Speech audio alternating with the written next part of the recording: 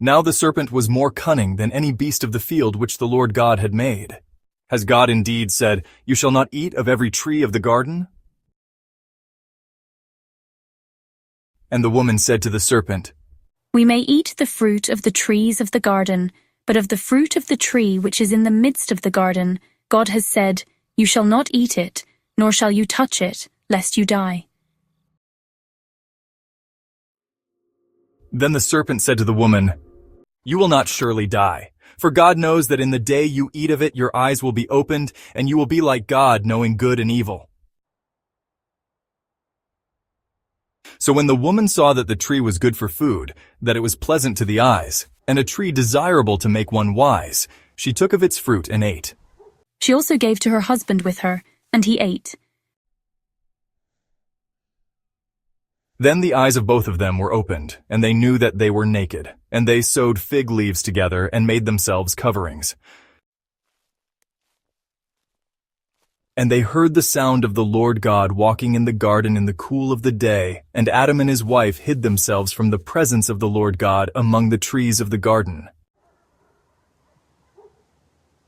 Then the Lord God called to Adam and said to him, Where are you? So he said, I heard your voice in the garden, and I was afraid because I was naked, and I hid myself. And he said, Who told you that you were naked? Have you eaten from the tree of which I commanded you that you should not eat? Then the man said, The woman whom you gave to be with me, she gave me of the tree, and I ate. And the Lord God said to the woman, What is this you have done?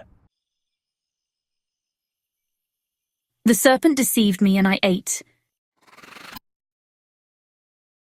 So the Lord God said to the serpent, Because you have done this, you are cursed more than all cattle, and more than every beast of the field.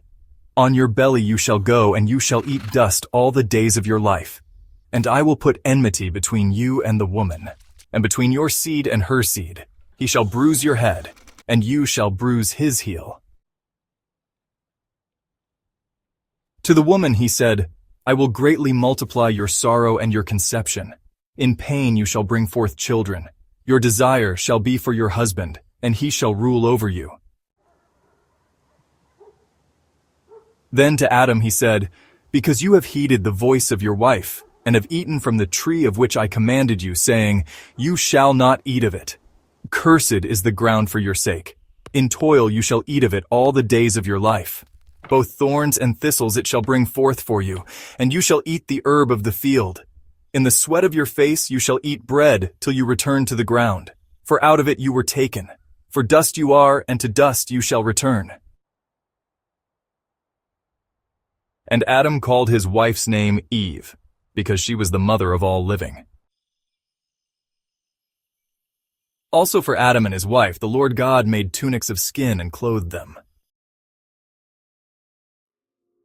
Then the Lord God said, Behold, the man has become like one of us, to know good and evil. And now, lest he put out his hand and take also of the tree of life, and eat and live forever. Therefore the Lord God sent him out of the Garden of Eden to till the ground from which he was taken.